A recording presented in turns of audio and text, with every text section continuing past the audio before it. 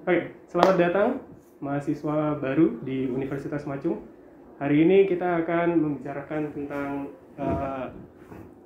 topiknya anti narkoba. Hari ini saya sudah kedatangan tamu dari BNN Malang dengan Bapak Susilo.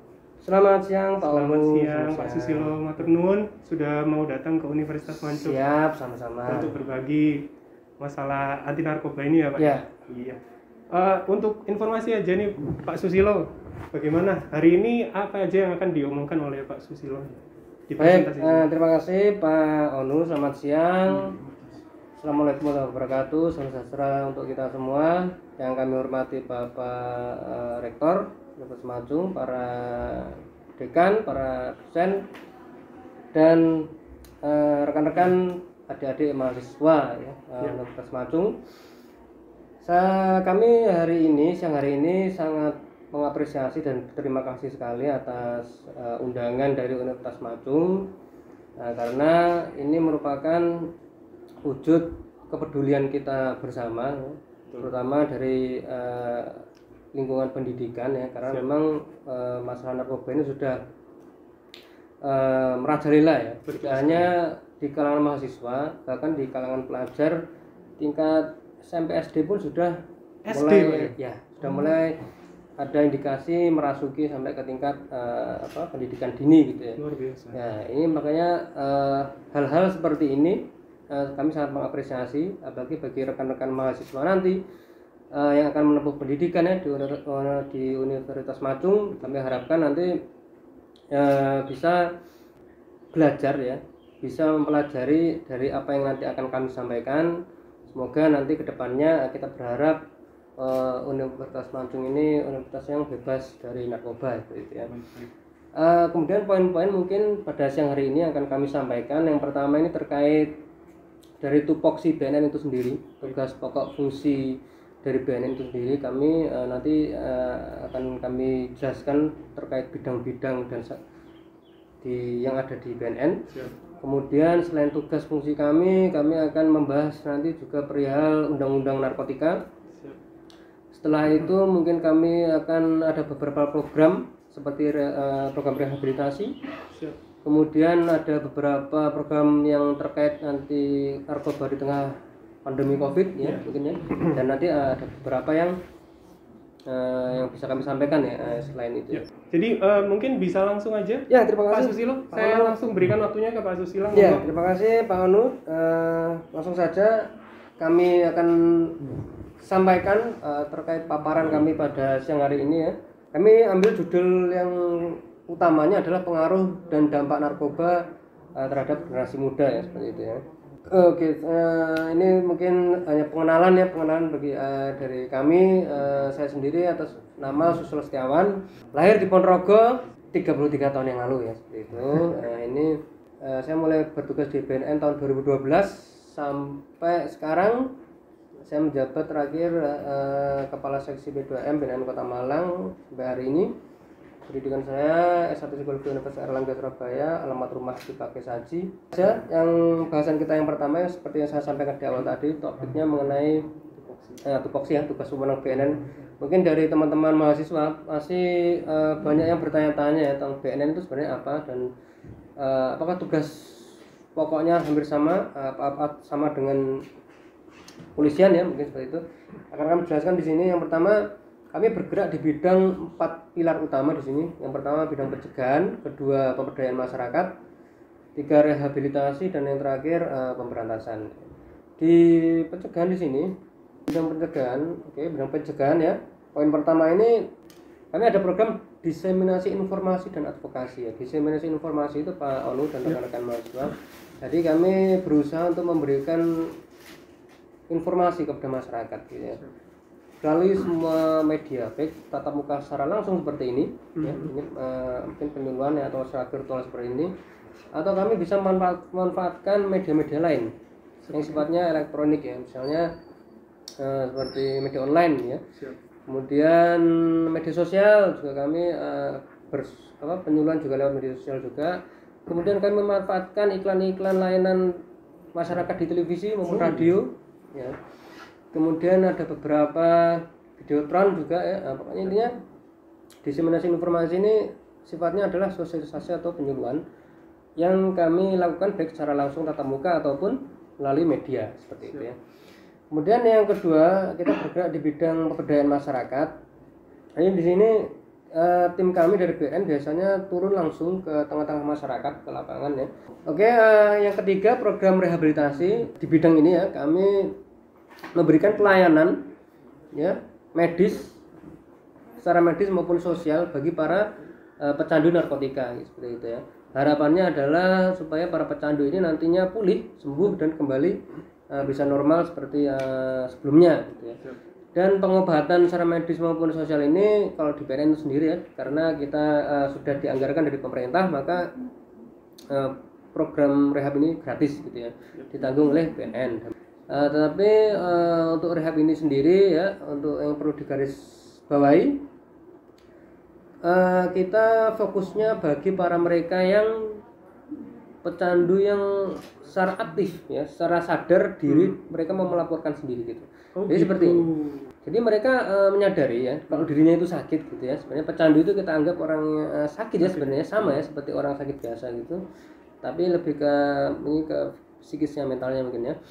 Nah, karena mereka sadar diri mereka pemakai narkoba dan datang ke BNN, Pak saya ingin sembuh gitu ya, ingin diobati, direhab, ya kami lakukan program rehab ya secara gratis seperti itu. Tapi kalau misalnya nanti para pecandu ini tidak mau melaporkan diri gitu ya, dan di luar sana mereka misalnya pas kita adakan razia di lapangan tertangkap gitu ya, tertangkap tangan, ada barang buktinya, barang bukti narkobanya dan tes urinnya negatif, positif. Otomatis yang bersangkutan harus kita proses secara hukum, secara pidana gitu. Jadi perbedaannya di situ. Kenapa dibedakan seperti itu? Karena seorang yang kita tertangkap tangan walaupun dia seorang pemakai ya, tapi ada barang buktinya di undang-undang kita, barang siapa memiliki, menyimpan ya, mengedarkan, itu adalah sanksinya sanksi pidana seperti itu ya. Maka dari itu ya, kalau misalnya ingin terbebas dari jerat pidana, kalau kita sendiri menyadari kita seorang pemakai narkoba, alangkah baiknya datang untuk melaporkan diri untuk direhab gitu. Itu nggak kena pidana Pak? Tidak, saya jamin kalau seorang yang datang melaporkan dirinya adalah seorang pemakai dan ingin sembuh, tidak akan kami jerat pasal-pasal pidana, tapi kami layani, kita berikan program rehab secara gratis gitu ya. Kami berikan jaminan atas itu. Kemudian yang terakhir, yang keempat, kita bergerak di bidang pemberantasan. Pemberantasan di sini ini penegakan hukumnya ya di BNN ya. Jadi seperti di sini ada proses penyidikan, penyelidikan sampai proses penuntutan ya ke kejaksaan, kemudian ke badan peradilan kepengadilan ya. Jadi, seperti biasa karena kami juga ada sel ya, perusahaan ya, ya. Jadi ini lebih ke penegakan hukumnya gitu. Kalau kami biasanya khususan bagi mereka yang tertangkap ya, ada barang bukti, makanya prosesnya kami proses secara hukum dan kami kami tempatkan di sel rumah tahanan kami ya. Oke, sebenarnya yang paling utama ya, kita harus membedakan di sini perbedaan antara narkoba, narkotika dan psikotropika seperti itu ya. Kadang orang itu ya, jadi sering di luar sana ya, kita sering mendengar istilah-istilah narkoba ya, ada yang ngomong narkotika, ada yang ngomong psikotropika itu kan gitu ya. Sebenarnya narkoba itu kepanjangan dari narkotika, psikotropika dan zat-zat berbahaya lainnya seperti itu ya. Nah, kalau di dunia teman-teman medis ya, biasanya di kalangan dokter, perawat ya, rumah sakit itu ya, biasanya mereka menyebutnya itu Kementerian Kesehatan NAPSA menyebutnya ya, NAPSA itu. Hampir sama juga NAPSA itu zat aktif ya Pak? Ya, berbeda, bedanya itu aja.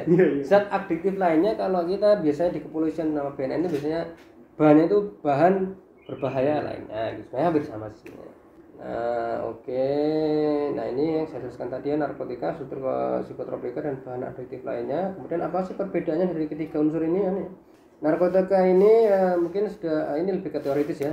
Ini kan zat atau bahan ya. Itu ini narkotika ini bisa dari bahan alami, tanaman ya, di sekitar kita. Ada juga bisa yang bukan tanaman atau sintetis buatan. Nah, ini dari proses dari buatan pabrik ya seperti itu ya. Kalau ganja masuknya sini berarti? ganja masuk narkotika. Oke, nanti kita jelaskannya nanti seperti apa maksudnya.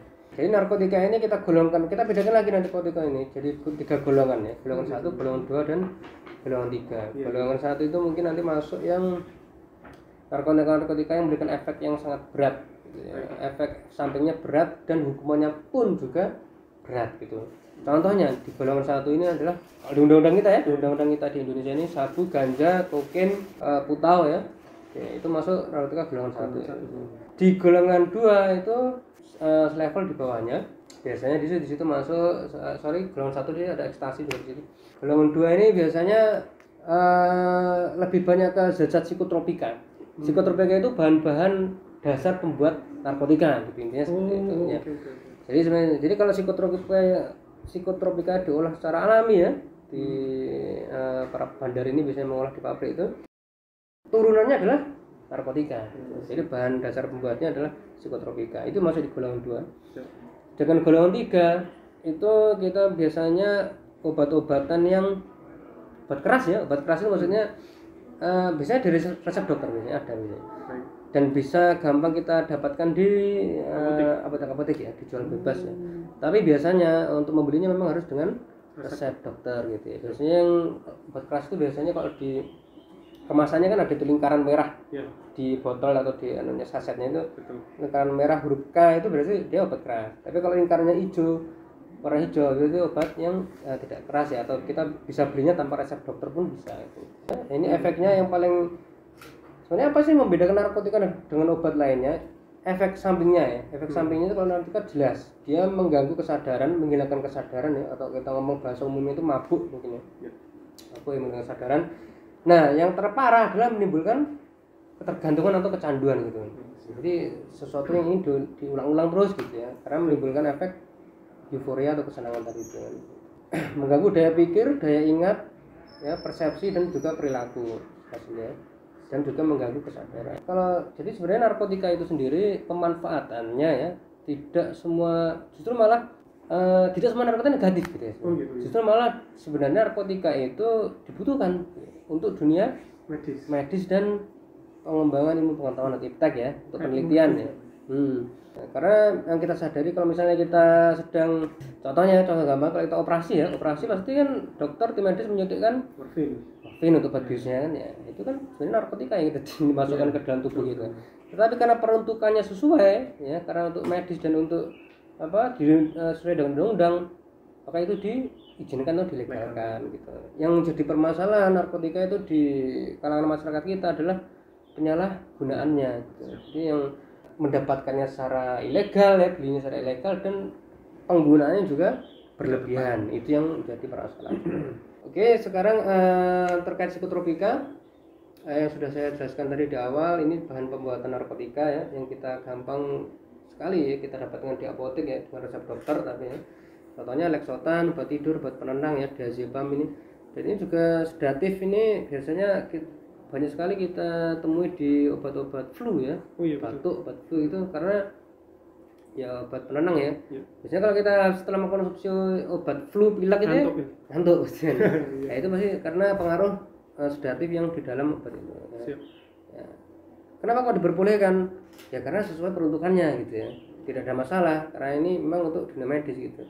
Yang jadi masalah justru biasanya ada orang membeli obat penenang, obat tidur ya dalam jumlah yang banyak.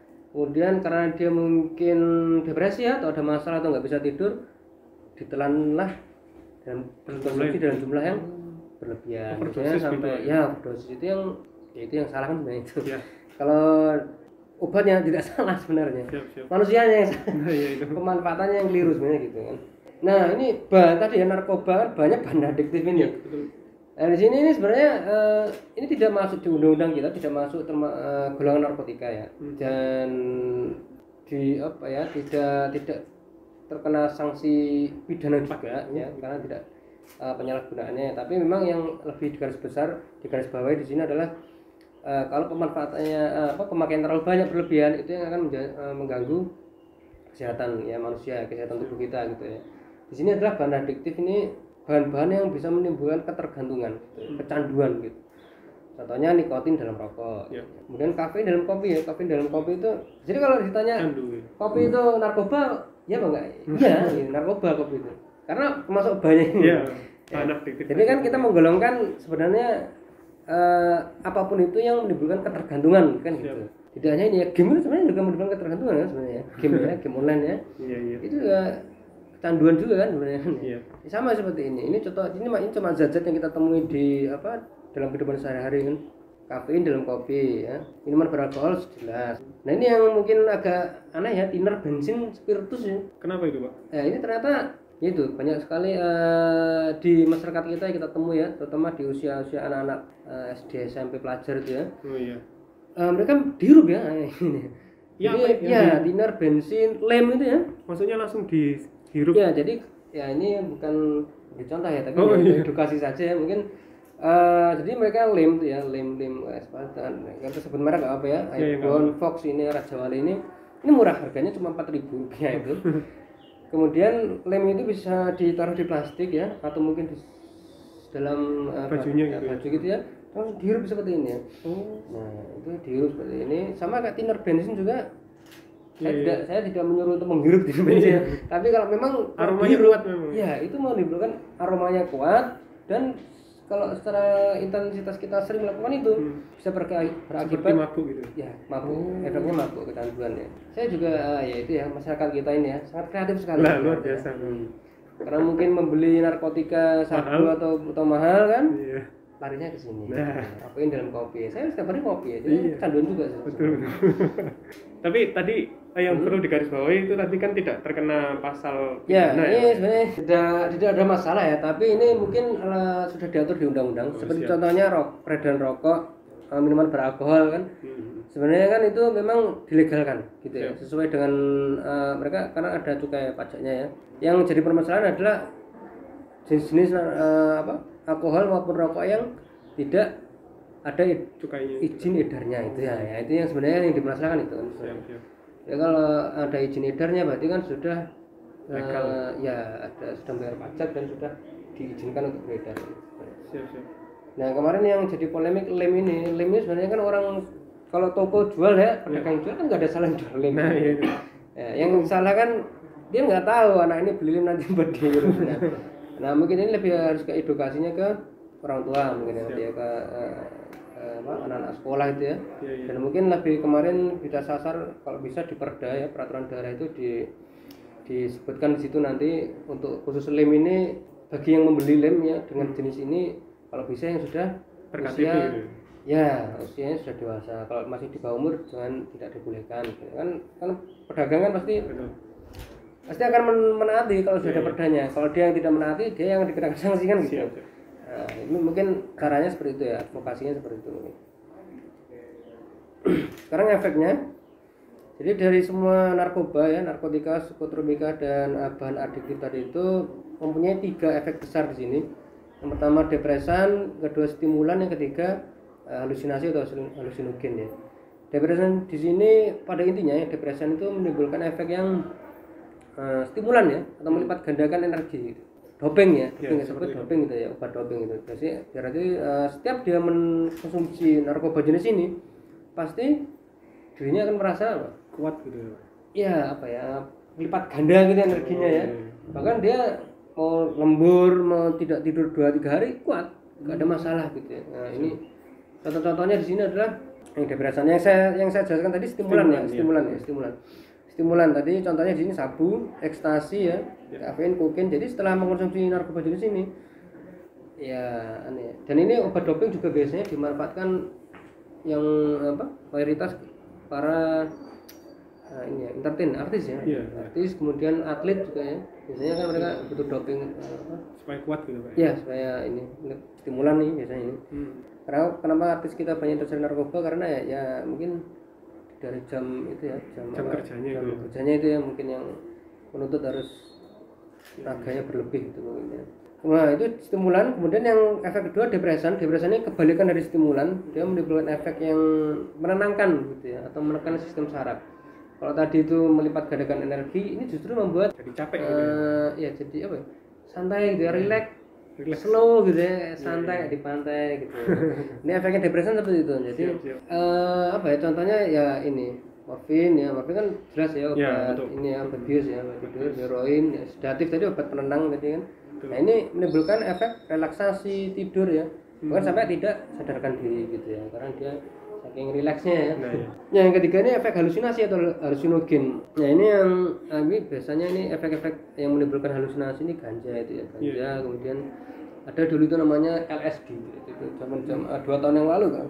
Itu ngetren di Jakarta itu LSD itu jadi narkoba semacam jenisnya kayak perangko ya, kecil gitu. Perangko? Ya, kayak zaman dulu perangko itu. Oh iya. Ya, yang kertas mungkin ukurannya cuma 2 kali 2 cm gitu. Iya. Nah, itu nanti ditempelkan di lidah. Itu LSD itu Oh, seperti kayak itu. yang sekarang untuk pewangi mulut itu ya, Pak ya? Bentuknya kayak gitu, kayak kertas. Mungkin gitu ya, mungkin ya. Jadi LSD itu kertas ya kertas gitu ya, yang bisa ditempel di lidah gitu. Nah, itu menimbulkan efek halusinasi gitu. Iya, Sama iya. kayak kita mengkonsumsi ganja gitu. Betul. Jadi efeknya halusinasi jadi pikiran merancau gitu ya, ngomong sendiri kayak gitu. Aneh lah, Pak. Ya, dia ngomong sendiri, ketawa sendiri habis itu. Nah, itu efek-efek dari halusinogen itu kan seperti itu. Nah, ini paling gampang secara umum ya, tidak begitu terlalu spesifik ya. Contohnya salah satunya jalannya sepoyongan ya. Ya bicaranya pelo, apatisnya tidak acuh sama terhadap lingkungannya. Gitu ya. Ngantuk gitu ya. Ditemukan alat bantu penggunaan narkotika, jelas gitu ya. Kebersihan kesehatan tidak terawat gitu ya. Ini hanya ciri-ciri yang biasanya aja. Kalau beda ngantuknya, kalau kita ngantuk itu setelah kalau kita manusia normal ngantuk ya, Iya. tidur setelah itu kan bangun fresh segar. Iya.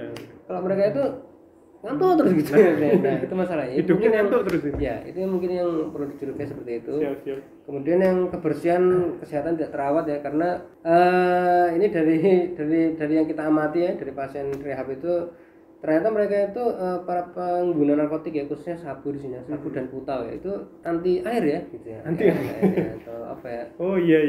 Apa yang namanya ya? Males mandi. Jarang mandi gitu. Ya, kayak takut air ya, kayak kucing ya, takut air gitu ya. Jadi mandi ya, menyiramkan air ke tubuhnya ya. Itu kan menghilangkan efek-efek yang ya jadi yang seperti itu ya. Contohnya seperti mereka kayak disadarkan kembali gitu. Jadi kan itu kan sangat dibenci sama mereka. Ya, kan, betul. gitu. Nah, jadi makanya mereka itu Malas bisa mungkin mandi. kalau efeknya belum habis, belum ini Jangan mandi dulu. jangan kena air gitu ya. Yang ini berikutnya bekas sayatan ya jelas ya. Nah, ini khusus pengguna putau ya, sayatan ini.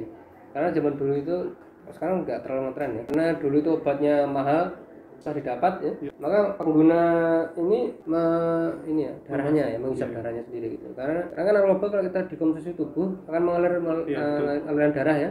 Jadi anggapan mereka kalau mereka ini darahnya, menyedot darahnya ya, sama kayak aja nge-fly lagi. ya, sama aja kayak pakai narkoba itu. Terus sering mengurung diri ya, apatis ya. Biasanya ini orang yang ya tidak semua orang introvert itu pakai narkoba, tapi kalau mereka seorang pemakai dihadapkan dengan beberapa orang, berkumpul dengan orang-orang normal misalnya 5 orang gitu ya, pasti dia akan menyendiri sendiri gitu. Itu ciri-cirinya seperti itu. Kemudian emosional agresif, karena emosional yang meledak-ledak gitu ya, tanpa sebab tiba-tiba marah. Ya gitu, itu yang perlu nah mungkin ini contoh yang ada juga yang bisa kita temui ya. Dulunya dia seorang yang percaya diri, yang riang ya, sehat, sekarang jadi pendiam, semangat, jadi tidak mudah putus asa.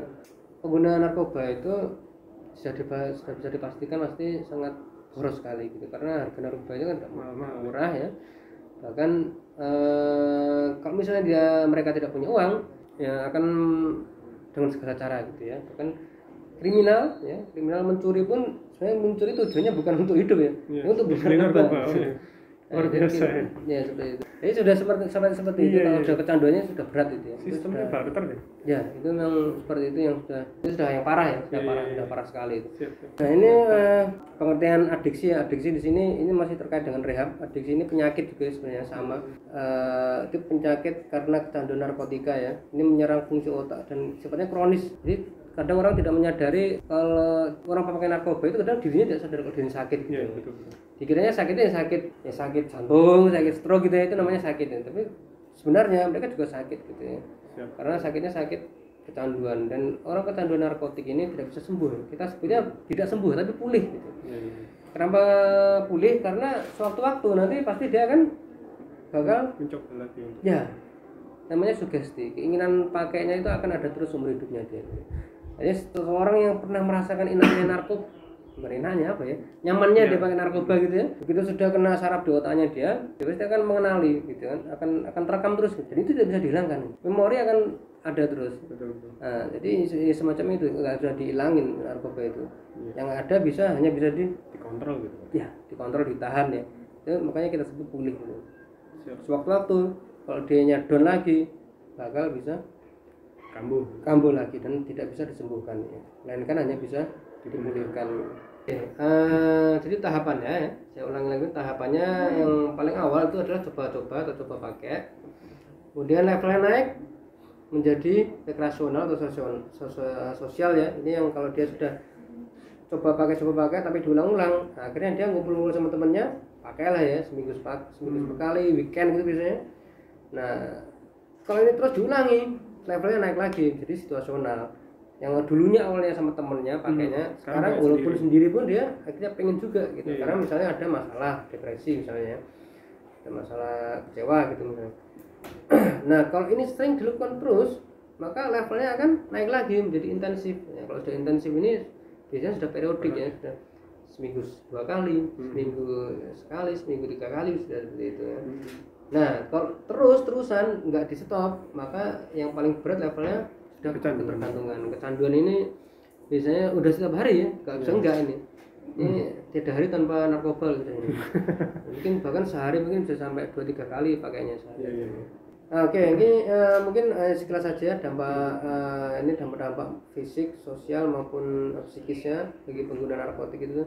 Yang fisiknya yang gampang kita temui itu adalah gangguan sistem saraf, jantung, kulit paru, jelas pusing berkepanjangan, diare, HIV/AIDS ya karena pergantian alat suntik, overdosis, hepatitis. Kemudian yang psikisnya biasanya dia mudah cemas, ya, ceroboh, susah konsentrasi, pemarah, pemurung, rendah diri, cenderung menyakiti diri sendiri biasanya. Kemudian dampak sosialnya biasanya dia acuh ya terhadap lingkungan, acuh, tidak percaya diri, ya, prestasi akademik kalau masih sekolah atau mahasiswa menurun. Kalau sudah bekerja dia akan kehilangan pekerjaan biasanya seperti itu ya. Antisosial jelas, masalah finansial sudah jelas karena harganya tidak murah. Ya, ketegangan hidup terusik sudah jelas karena yang dipikirkan kalau orang sudah kecanduan berat, hari ini pakai narkoba, besok bangun gimana caranya dapat lagi gitu. Ini yang bikin orang nggak jelas nggak tenang hidupnya. Oke, sekarang kita masuk ke Undang-Undang 35, undang-undang di negara kita ini yang mengatur tentang narkotika itu Undang-Undang 35 tahun 2009. Intinya di negara kita ini hanya ada 2 punishment ya kalau di Undang-Undang 35 ini, sanksi pidana atau kurungan penjara atau rehabilitasi itu saja. Kecuali kalau misalnya ada yang pemakai, dia setelah tertangkap tangan baru ngaku pemakai gitu. Saya pemakai Pak, saya nggak jualan, saya bukan bandar. Nah tapi waktu dia tertangkap, karena ada barang buktinya ya, ada narkoba entah itu di sakunya, entah itu di tasnya atau di apanya, ya mau nggak mau harus kita proses secara pidana gitu. Karena ya kalau dia pemakai, kenapa nggak dari dulu kamu untuk rehab kan gitu ya. Ini undang-undang narkotika ini tujuannya sudah jelas. Sebenarnya yang kami tekankan di sini sekali lagi, narkotika ini sebenarnya memang ada pemanfaatannya ya. Tidak semuanya itu merugikan karena memang kalau dimanfaatkan secara medis dan ilmu pengetahuan pengembangan iptek gitu ya, itu akan sangat bermanfaat gitu ya. Tapi yang menjadi masalah di sini adalah penyalahgunaannya. Kami ulangi lagi di sini, yang menjadi permasalahan narkotika itu adalah penyalahgunaannya ya. Karena manusia itu sendiri yang menyalahgunakan misalnya dengan mengkonsumsi yang terlalu berlebihan ya. Nah, jadinya tidak baik untuk kesehatan seperti itu. Dan dia mendapatkannya tidak misalnya dengan resep dokter ya. Pembelian secara ilegal misalnya kan itu yang jadi permasalahan seperti itu. Oke, ini yang perlu kami tekankan di sini ya. Ini sudah diperbaharui sebenarnya. Di undang-undang kita ini paling minimal ya, di sini sanksi pidana itu 4 tahun dan paling lama ini tidak urutan ya. Paling lama ini sudah seumur hidup, sekarang sudah seumur hidup dan sampai hukuman mati ya. Dan ini dendanya sudah diperbanyak juga, ini undang-undang ini masih yang lama, ini sekarang sudah 10 miliar ya, paling banyak. Nah, ini diperuntukkan bagi setiap orang tanpa hak memiliki, menyimpan, menguasai, memproduksi, mengimpor, mengekspor, menawarkan, menjual, mengirimkan, mengangkut, ya, mentransitkan, itu semua dikenakan pidana yang sama. Besar kecilnya sanksi pidananya tergantung dari besar kecilnya barang bukti yang ada dalam dirinya gitu ya, atau tertangkap itu. Oke, pasal 128 ini dan pasal 5455 ya di Undang-Undang 35 2009 ini mungkin untuk edukasi pengetahuan kita semua. Di negara kita ternyata ya orang tua atau wali yang tahu anaknya atau entah itu saudaranya, keluarganya, tetangganya, siapapun itu ya, seorang pemakai narkoba, tapi masih di bawah umur ya. Tapi yang bersangkutan tidak melaporkan gitu ya. Melaporkan di sini dalam artian melaporkan itu direhab ya, direhab gitu ya. Pak, saya punya saudara atau tetangga yang masih di bawah umur mungkin masih ya di bawah 17 tahun ya, belum karena KTP ya mungkin ya. Nah, ini wajib kita melaporkan ke lembaga pemerintah untuk dilakukan rehab gitu. Contohnya BNN gitu. Karena kalau tidak melaporkan, justru yang terkena sanksi malah orang tuanya sendiri gitu ya. Ini bukan anaknya gitu. Iya. Ke anaknya yang pakai narkoba, tapi yang kena Orang tuanya malah gitu. Karena dianggap lalai gitu ya. Karena masih di bawah umur, jadi orang tuanya dianggap lalai, membiarkan gitu ya. Dendanya memang tidak terlalu besar dendanya ya, hanya 6 bulan kurungan pidana. Itu 6 bulan lumayan juga ya. Lumayan. 6 bulan atau dendanya paling banyak 1 juta rupiah. Tapi sebenarnya ini tujuannya pasalnya hanya untuk memang mengedukasi para orang tua ya, biar lebih mawas ke anaknya itu kan. Oke. Nah, bagi pecandu yang sudah cukup umur ya, di atas 17 tahun, ya dia harus melapor sendiri gitu ya, untuk direhab gitu. Jadi yang di bawah umur dilaporkan oleh orang tuanya, kalau yang ini sudah cukup umur silakan melapor sendiri gitu. Dan sekali lagi ini gratis ya kalau di lembaga pemerintah ya, khususnya di BNN gratis dibiayai pemerintah. Bisa kami pastikan tidak akan dikenai sanksi pidana gitu kalau dia melapor, karena di undang-undang kita, di negara kita ini kita mensanksi pidana itu harus minimal ada 1 alat bukti dan saksi gitu ya. Ini program rehab itu sendiri kalau di kita ini lebih gini ya, rehab itu ada 2 program di sini, ada rehab secara medis dan sosial ya. Dan untuk teknisnya ada 2 juga, secara rawat jalan dan rawat inap gitu. Tergantung dari tingkat keparahannya pemakaian seperti apa gitu. Karena sebenarnya kalau di era pandemi ini kita tekankan di sini ya, karena tidak gampang ya kita berkomunikasi ya.